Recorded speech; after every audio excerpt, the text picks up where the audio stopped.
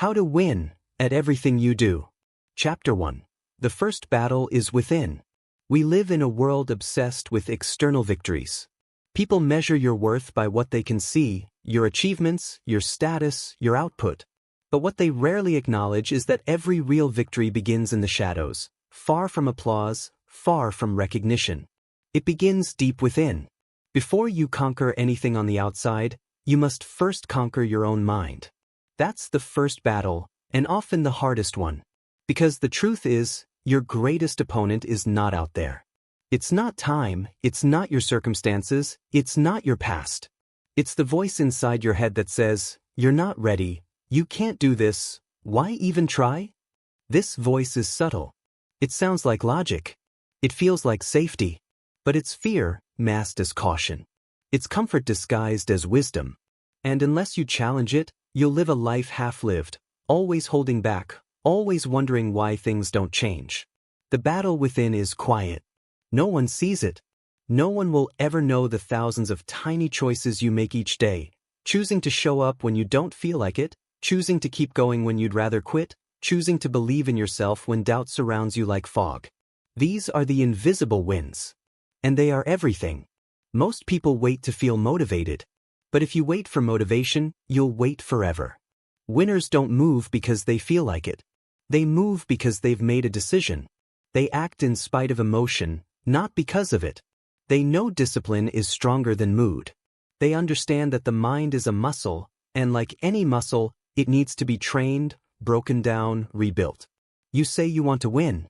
But are you willing to win in private, without applause, without validation, without anyone noticing? Because that's where it starts. You win when you put your phone down and focus. You win when you go for a walk instead of numbing yourself. You win when you get up on the days you feel the weakest. And those small wins, when stacked daily, become transformation. You don't rise to the level of your dreams. You fall to the level of your systems, your habits, your identity. If you still see yourself as someone who gives up, your mind will find ways to make sure you live up to that expectation. But if you start choosing to see yourself as someone who always finds a way, who gets up no matter what, your brain, your body, your energy will begin to align with that vision. You want to win at everything you do? Then you need to stop negotiating with the old version of you. Stop explaining your limitations. Stop arguing for your fears.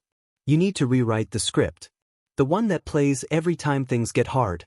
The one that tells you you're not capable. Winning begins when you decide to tell a different story about yourself, and then you live in alignment with that story, day by day, choice by choice. It will be uncomfortable. Change always is. But discomfort is a sign you're getting closer to your edge. And that edge is where growth lives. You don't grow when things are easy. You grow when you push, when you stretch, when you lean into the resistance instead of running from it. You're not here to be like everyone else. You're not here to coast. You're not here to repeat yesterday. You're here to rise, to sharpen, to become the person your potential has been whispering about for years. So this is where we begin. Not with a goal, not with a plan, but with a battle, a silent one, the one within. Are you ready to win it? Chapter 2. Discipline is the ultimate freedom. Most people confuse freedom with the absence of structure. They think freedom means doing whatever they want, whenever they want. Sleeping in, skipping the hard stuff, taking the easy road. But that kind of freedom is an illusion. It's a trap disguised as liberty. Real freedom doesn't come from escaping discipline. It comes from mastering it. Discipline is not a punishment. It's not restriction. It's power. It's choosing what matters most over what you want right now. And when you train yourself to choose growth over comfort, clarity over chaos, and action over excuses, you begin to win. Not just once, but consistently. We are conditioned to chase pleasure. Our minds are wired to avoid pain. So discipline will always feel unnatural at first. It goes against the grain. It asks you to delay gratification. To do the thing you don't feel like doing. To make the hard call, even when no one is watching. But that's the point. Discipline rewires you. It reshapes your identity. It turns your potential into reality. You will not rise by chance. You will not evolve by waiting. You have to make a choice every single day to honor the person you are becoming, even when the present version of you wants to run, to quit, to numb out. And the more often you choose discipline, the more natural it becomes. Like any muscle, it grows with repetition. Discipline starts with the small things. Getting up when the alarm rings instead of hitting snooze. Finishing the task you started. Saying no when everything in you wants to say yes. There is a quiet strength in restraint, a deep confidence in consistency. And when you learn to trust yourself with the little things, you build the foundation to handle the big things. Don't underestimate the compounding effect of small, disciplined choices. One workout won't change your body. One journal entry won't heal your mind. One day of focus won't transform your life. But stack them, day after day, week after week, and they become unstoppable. Discipline is slow magic. At first it feels like nothing is happening. But underneath the surface, everything is changing. You will be tempted to fall back into your old ways. You will crave the dopamine of distraction. You will try to justify shortcuts. But you must remember this: the path of least resistance never leads to greatness. Easy choices make hard lives. Hard choices make powerful lives. That's the trade. You can either suffer the pain of discipline now, or suffer the pain of regret later. One is temporary. The other is permanent. The truth is, your goals don't care how you feel. Your dreams aren't waiting for your motivation. They require action, consistency, and courage, especially on the days you don't feel like showing up. Discipline is what carries you when inspiration fades. It's what bridges the gap between who you are and who you want to be. So stop chasing balance if balance means avoiding pressure. You weren't made for comfort. You were made for growth. And growth lives in the zone of discomfort, repetition, and deliberate effort. If you want a life that feels aligned, meaningful, and free, build it on the back of discipline. Remember, your habits are not just actions. They are declarations. Every discipline choice says something about the kind of person you are becoming. Every time you choose the hard thing, you're casting a vote for your future self. This isn't about perfection. You'll slip. You'll stumble. But don't stay down. Don't romanticize failure. Learn. Get up. Recommit. Real winners don't always feel strong. They just refuse to give up. That's what discipline is. A decision made again and again until it becomes who you are. If you want to win at everything you do, start by winning today. Not all of it. Just this day. This hour. This moment. Choose discipline over distraction. Direction over delay. Purpose over pleasure. Because in the end, the most powerful freedom is not doing what you want. It's having trained yourself so well that what you want is what builds you. Chapter 3. Master your focus, master your life. In a world that rewards urgency and constant motion, staying focused has become a rare and powerful advantage.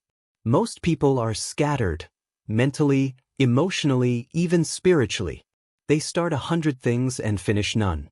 They chase every noise, every distraction, every notification. But the ones who win? They don't chase noise. They create signal. Focus is not something you're born with. It's something you train. And like any training, it's hard. It's uncomfortable. It requires restraint, boundaries, and intention. But the truth is, if you don't claim control of your focus, something else will. Your phone will. Social media will. Other people's demands will. And slowly, without even realizing it, your energy will be divided into 1,000 tiny fragments, none of which are powerful enough to change your life. Most people don't fail because they lack talent. They fail because they lack focus. They spread themselves too thin, say yes to everything, and leave no time for the deep work that actually matters. Focus isn't about doing more, it's about doing less, but doing it with purpose. It's about choosing your direction, eliminating the noise, and pouring your energy into what moves the needle. You have to protect your attention like it's sacred, because it is. Every minute you give to something unworthy is a minute you can never get back. Time is not your most valuable asset. Attention is. Time without focus is wasted. But focus turns time into transformation. To master your focus, you must first decide what matters. Not what's urgent, not what's trending, but what truly moves you closer to the life you want. Then, you have to eliminate distractions ruthlessly. That means turning off notifications. That means setting boundaries. That means saying no to things, people, and opportunities that don't align with your vision. You don't need more apps. You need more awareness. Every time you pick up your phone out of boredom, every time you multitask while pretending to be productive, you're stealing energy from your future self. And the scary part is, it feels normal. You tell yourself you're just taking a break. But these little leaks add up. They drain you. They dilute you. And over time, they leave you wondering why you feel stuck. Deep focus isn't about working harder. It's about showing up fully. Being here now. Giving all of yourself to one thing at a time. When you're with people, be with them. When you're building something, build it with everything you've got. When you rest, rest completely. No guilt, no noise, no checking. Presence is power. There's a stillness that comes with focus. A clarity. When you cut out the noise, your own voice gets louder. Your instincts sharpen. You start to hear the truth inside you, the one that was drowned out by the chaos. And that truth is your compass. It will always lead you where you're meant to go, but only if you slow down long enough to listen. If you want to win at everything you do, you need to build a relationship with silence. With solitude. With single tasking. That's where your edge lives. Not in doing more, but in doing what matters with intensity. Success isn't about being busy. It's about being intentional. The most successful people you know aren't superhuman. They're not faster, smarter, or luckier than you. They've just mastered the art of focus. They know that scattered attention creates scattered results. But focused attention creates miracles. So start small. One block of time. One task. One deep breath before you begin. Bring yourself fully into it. Remove what distracts. Refuse to split your mind. Because once you learn to master your focus, you'll discover something remarkable. You don't need more time. You need more presence. And with presence, your power becomes undeniable. Chapter 4. The Power of Delayed Gratification. Winning is not about what you can get today. It's about what you're willing to wait for. The greatest rewards in life are never immediate. They require sacrifice, patience, and a long-term vision. But in a culture of instant everything, instant likes, instant feedback, instant delivery, waiting has become uncomfortable. Even painful. And that's exactly why most people don't win. Because they quit before the reward arrives. Delayed gratification is a lost art. It's choosing growth over comfort. Choosing the long road over the shortcut. It's understanding that the most meaningful results in life take time. Time to build, time to mature, time to transform you in the process.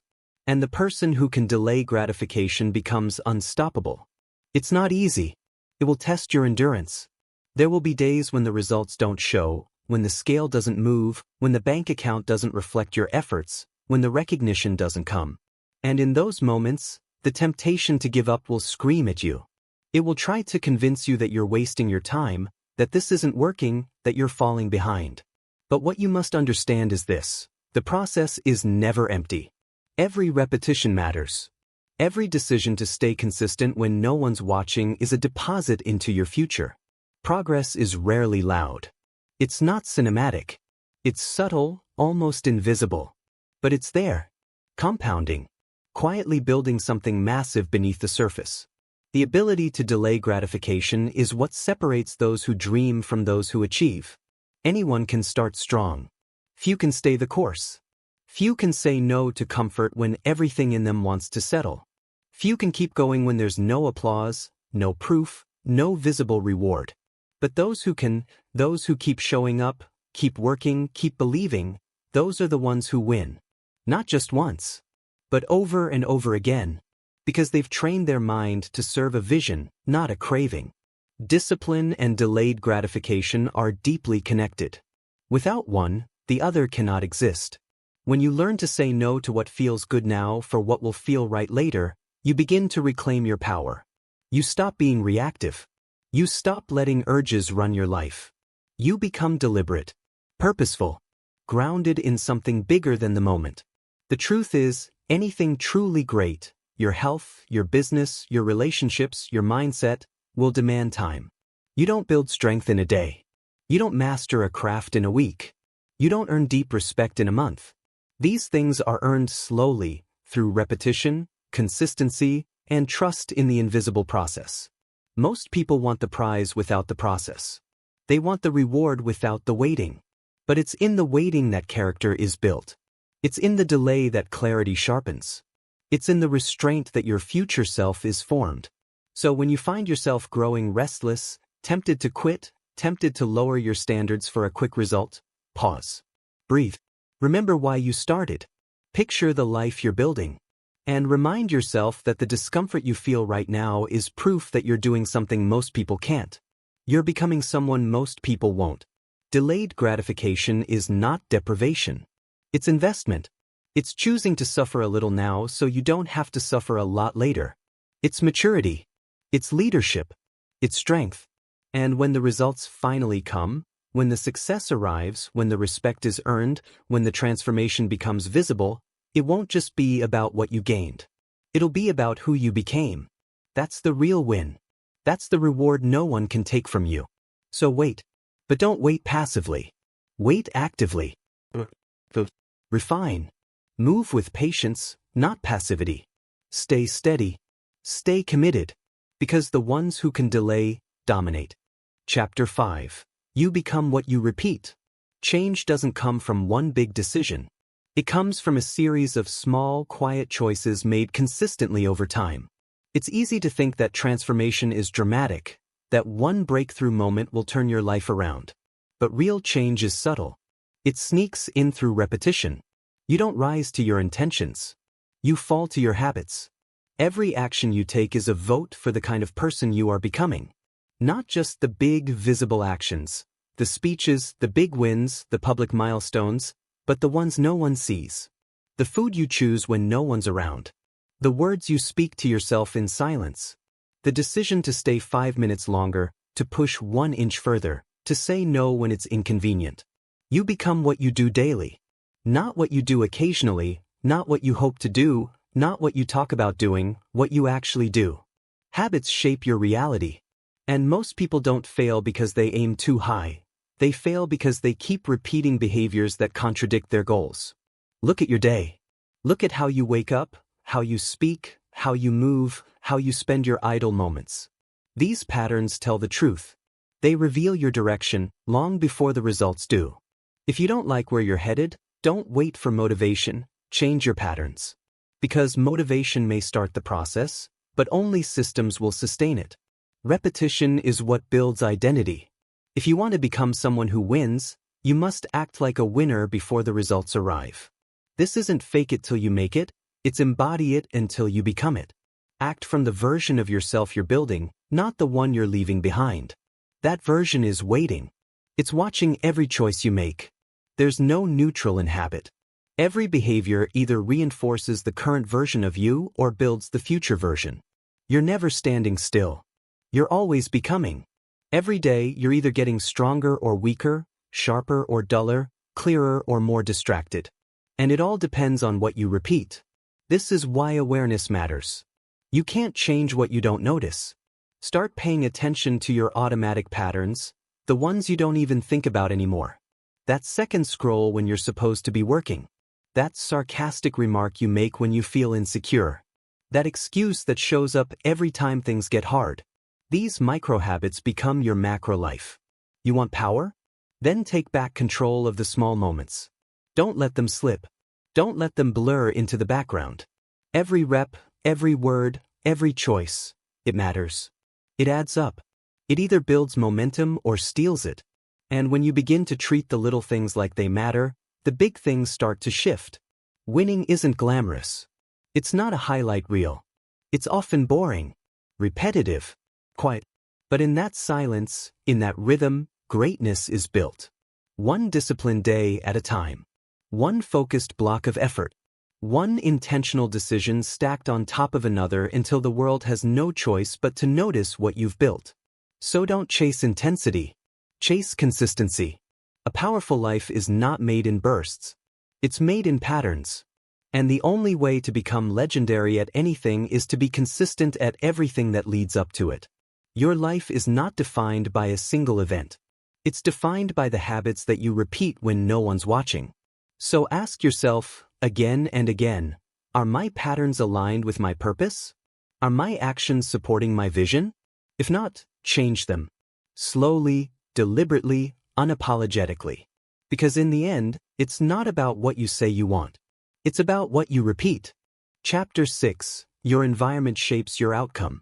You can have the strongest mindset in the world, but if you live in a toxic environment, it will wear you down. Slowly, quietly, and eventually, it will influence your decisions, your beliefs, and your energy. That's the truth most people avoid. Your environment isn't just a background. It's an active force that is constantly shaping who you become.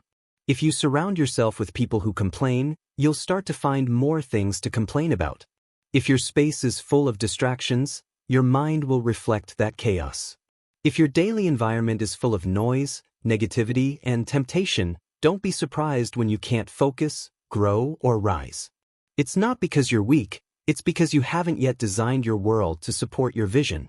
Winning doesn't happen in isolation. It happens in the space you create around you. And if you're serious about winning at everything you do, you must audit your environment with the same intensity that you audit your goals. Look at your circle. Are you being challenged or enabled? Are you being stretched or coddled? Are the people around you pushing you to grow, or keeping you comfortably average? You don't need perfect people, but you do need people with standards. People with vision. People who remind you, by their very presence, that more is possible. The energy of your circle is contagious. And if you're constantly giving more than you're receiving, if you're always explaining your ambition to people who don't get it, eventually that weight will slow you down. Now look at your physical space. Is it aligned with your purpose or working against it? Is your desk a place of focus or distraction? Does your morning routine support clarity or chaos? Every detail matters. Even the ones that feel small. Especially those.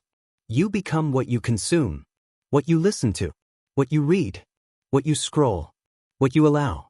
If you spend hours absorbing mindless content, your brain will become cluttered. If you fill your day with urgency and stimulation, your nervous system will never calm down long enough to let insight in. The smartest people in the world know this. They don't just train their minds, they curate their environments. They build routines that support mental clarity. They limit access to anything that doesn't serve their goals. They don't leave their surroundings to chance. They design them deliberately. This is not about being rigid. It's about being aligned. It's about creating a world that makes your best self easier to access. Because willpower is finite. If every moment of your day requires resistance, resisting distraction, resisting temptation, resisting negativity, you'll burn out. But if you design an environment that removes those triggers, growth becomes natural. One of the most powerful decisions you can make is to take control of where you spend your time, what you surround yourself with, and who gets access to your energy. Boundaries are not selfish. They are necessary. You are not required to keep people in your life who drain you just because they've always been there. This is your life, your mission, your legacy. And if your environment doesn't reflect that, it's time to change it. Not someday, today. You don't have to move across the world or change your entire social circle overnight. Start small. Clean one corner of your space. Silence one voice that doesn't serve you. Replace one toxic input with something that uplifts you. Stack those small shifts. Watch your energy return. Watch your vision sharpen. Your environment is either feeding your strength or feeding your weakness. And the moment you take ownership of that, you reclaim a level of power most people never access. You want to win? Build the arena that makes winning inevitable. Chapter 7. Emotion is data, not direction. Too many people let their emotions drive their decisions. They let a bad morning become a wasted day. They let fear stop them from speaking up. They let self-doubt keep them small. But if you want to win, truly win, at everything you do, you must stop letting emotions lead. You must learn to feel everything, and still choose what serves you. Your emotions are real, but they are not always right. They're messengers, not masters. Their purpose is to inform you, not to control you. Just because you feel tired doesn't mean you can't keep going. Just because you feel scared doesn't mean you're not ready. Just because you feel unworthy doesn't mean you are. You don't need to suppress your feelings. That's not strength. Strength is allowing yourself to feel fully without being consumed. Strength is observing the emotion, understanding where it's coming from, and then choosing your response from a place of clarity, not reaction. The difference between high performers and everyone else is not that they feel less, it's that they manage more. They experience frustration, doubt, disappointment, and fear just like anyone else. But they don't live there. They process it, learn from it, and move forward anyway. That's emotional mastery. To reach your potential, you need to develop emotional awareness. Learn to name what you're feeling. Learn to ask why it's showing up. Is it rooted in truth or in an old pattern? Is it pointing to something you need to address, or is it a reflex from a story you no longer need? When you become emotionally literate, you reclaim your ability to lead yourself. You no longer spiral at the first sign of discomfort. You no longer break down when plans shift or challenges arise. You adapt. You center yourself. You respond with intention. Remember, not every emotion needs a reaction. You can feel anger without burning bridges. You can feel fear without retreating.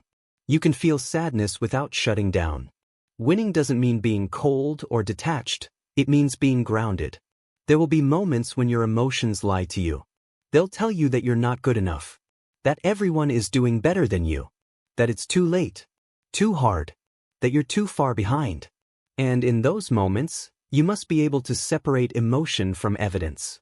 Ask yourself, is this feeling based on fact or fear? Is this thought helping me grow or keeping me stuck? What would the strongest, clearest version of me choose right now? Train yourself to act based on values, not moods. Build systems that don't require you to feel perfect in order to move forward. Show up even when your emotions resist. Especially then, because that's where your resilience is forged. Some days, the emotions will be heavy. You'll feel discouraged, restless, lost. That's okay. You're human. But don't build a home in those moments. Don't anchor your identity to temporary states. Let them pass through like weather. Acknowledge them, learn from them, and keep moving. Your goals don't care if you're having a bad day. Your purpose doesn't shrink because you feel off. You're still capable. You're still powerful. And if you can learn to act in alignment with your mission, regardless of emotion, nothing can stop you. That's what emotional maturity is. Not the absence of feeling, but the wisdom to feel everything and still move with clarity. You are not your emotions. You are the one who observes them. And the observer has a choice. Boys. Chapter 8. Confidence is built, not found. Confidence is not something you're born with. It's not a gift. It's not a personality trait reserved for a lucky few. Confidence is built. Layer by layer, choice by choice, in the quiet moments when you do the hard thing, even though you're scared. Especially when you're scared. Most people wait to feel confident before they act. But it doesn't work that way. Confidence doesn't come first, it comes after the action. It's earned. It's developed through experience, repetition, and proof that you can do difficult things and survive. You don't become confident by thinking about doing something. You become confident by doing it, messily, imperfectly, awkwardly. Every time you take a step through fear, you build a new reference point for yourself. A new piece of evidence that says, I've been here before. I can handle this. Confidence is not bravado. It's not arrogance. It's not pretending to be fearless. Real confidence is quiet. It doesn't need validation. It's built on self-trust. It's knowing that even if things go wrong, you'll figure it out. That no matter how uncertain the path is, you will walk it. But here's the truth. Confidence will never grow in a comfort zone. If you only do what's safe, if you only speak when you're sure, if you only act when it's easy, you rob yourself of the opportunity to grow into who you're meant to be. The version of you that wins at everything doesn't have fewer fears. They've just learned to move through them. They've learned that rejection isn't fatal, that failure is a teacher, and that doubt is just a signal that you're stepping outside the familiar. Every time you follow through on your word, you build self-respect. Every time you finish something you started, you build integrity. Every time you choose courage over comfort, you build resilience. And from those ingredients, confidence is formed. It's not about pretending you have it all together. It's about owning where you are while still moving forward. It's about showing up with your doubts and doing it anyway. That's where real power is born. If you keep breaking promises to yourself, if you keep quitting early, playing small, hiding your voice, you chip away at your confidence. You teach yourself not to trust yourself. And that becomes a cycle. Low confidence leads to avoidance. Avoidance leads to stagnation. Stagnation confirms the lie that you're not capable. But you can break that cycle today with one small act of follow-through, one decision to keep a promise, one moment of discomfort embraced instead of avoided. Confidence is not built in one day. It's built in the pattern of days, in the reps, in the discipline, in the tiny wins that no one sees. You want to feel more confident? Start doing the things you said you would do. Start keeping your word. Start showing up, not perfectly, but fully. You are not waiting on confidence. Confidence is waiting on you. It's waiting on your courage, your consistency, your commitment. So stop saying, "I'm not confident enough." Say, "I'm building my confidence." And then prove it to yourself. Because once you've built it, no one can take it from you. Chapter 9. Success leaves clues, but you must do the work. We live in a time where information is everywhere. You can learn anything, read anything, watch the behind the scenes of the most successful people in the world. Success has never been more visible. The steps have never been more accessible. And yet, most people still don't win. Because they think knowing is enough. They confuse inspiration with transformation. They collect ideas like trophies but never implement them. They believe that understanding the map is the same as taking the journey. But it's not. Success leaves clues, yes, but clues are not shortcuts. They're not magic keys. They're not replacements for the actual, gritty, uncomfortable work of execution. You can read 100 books, watch 1,000 videos, take every course. But if you don't do the work, none of it matters. There is no hack more powerful than consistency. No mentor more reliable than personal effort. No formula more proven than showing up every day, rain or shine, ready to build. Stop searching for perfect. Stop stalling in preparation. Start moving. You don't need to know every step. You don't need to feel ready. You just need to act. Clarity comes through motion. Growth comes through friction. Results come through repetition. It's easy to look at people who are ahead of you and assume they're special. That they were lucky. That they had connections or advantages you didn't. And yes, some of them did. But that's not the whole story. What you don't see is the thousands of hours they spent in the dark. The rejections. The boring days. The lonely nights. The moments they kept going when it felt pointless. Everyone wants the finish line. Few are willing to run the laps. But those laps, that grind, that's where you build the skill, the character, the strength to deserve the win. You don't rise by wishing. You rise by working, by sacrificing, by choosing your future over your comfort. You want a better life? Build it, brick by brick, day by day. No excuses. No waiting. Success is not an event. It's not something that just happens to you one day. It's a habit, a rhythm, a daily commitment to improvement, no matter how small. Stop outsourcing your results to motivation. Stop blaming your circumstances. Own your journey. Own your time. Own your habits. This is your life. You don't need permission to start. You need discipline to continue. And here's the truth, it won't always be fun. It won't always be inspiring. Some days it will be dull, repetitive, quiet. That's the price. That's the trade. You give your energy, your time, your effort, and in return, you get something far more valuable, progress. Power. Success doesn't respond to want. It responds to work. So do the work. Not when it's easy. Not when it's exciting. Do it because it matters. Do it because no one else will do it for you. Do it because the version of you on the other side of discipline, the version that's waiting, watching, is counting on you to show up. And when you do, day after day, you'll realize something incredible. You were never waiting for a secret. You were just waiting to start. Chapter 10. The standard is you. There comes a moment in every journey when you realize something essential. You are the standard. Not your competition. Not your peers. Not your circumstances. Your life, your outcomes, your growth, everything rises or falls based on what you tolerate from yourself. It's easy to look outward, to blame time, luck, other people, your past. But the truth is, the most powerful shift you can ever make is to stop pointing fingers and start taking full responsibility. No one is coming to save you. No one is coming to push you. No one will care more than you about your own mission. And once you fully accept that, it's not discouraging. It's liberating. Because if the standard is you, then the power is also yours. You decide what's acceptable. You decide what you settle for. You decide whether you rise or repeat. So ask yourself, what's your current standard? What do you allow? What do you excuse? What do you justify in the dark, when no one's watching? Because that's where your real life is shaped, in those quiet moments when it's just you and your choices. The people who win at everything they do aren't driven by motivation. They're driven by standards. They hold themselves to a level that doesn't bend under pressure. A level that doesn't lower just because no one's clapping. They know what they expect of themselves, and they refuse to drop beneath it, even when it's inconvenient. This isn't about perfection. It's about integrity. It's about knowing who you want to become and aligning your actions with that identity.